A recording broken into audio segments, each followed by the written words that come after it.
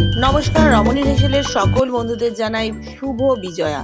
শুভ বিজয়ার আন্তরিক ভালোবাসা জানিয়ে শুরু করছি আজকের রান্নার রেসিপি। আজকে আমি বানাতে চলেছি ভেটকি মাছের ঝোল। ভেটকি মাছের ঝোল রান্না করার জন্য ভেটকি মাছগুলো লাল করে ভেজে নিয়েছি আলু, বেগুন আর নিয়েছি একটা গোটা পেঁয়াজ চপ করে। মশলার জন্য নিয়েছি হাফ পেঁয়াজ, 4-5টা কাঁচা লঙ্কা, জিরের গুঁড়ো, ধনের গুঁড়ো। ঝাল সম্পূর্ণ নিজেদের ইচ্ছা মতন। কড়াইতে তেল দিয়ে দিয়েছি। আমি রান্নাটা সর্ষের তেলে করছি। আলুগুলো লাল করে ভেজে নেব। আলুগুলো লাল করে ভাজা হয়ে গেলে দিয়ে দেব আগে থেকে চপ করে রাখা পেঁয়াজ। আলু ভাজার সময় অবশ্যই নুনের ব্যবহার করব।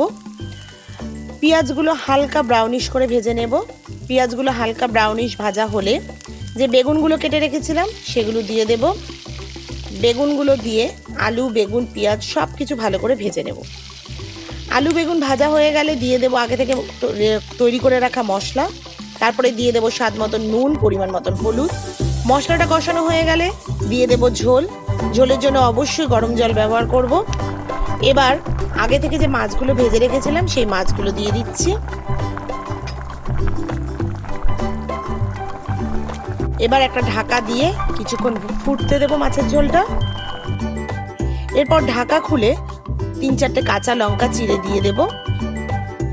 এরপর আবার ঢাকা দিয়ে 10 মিনিট স্ট্যান্ডিং টাইমে রেখে একটা ডিশে গরম গরম মাছের ঝোল নামিয়ে নেব।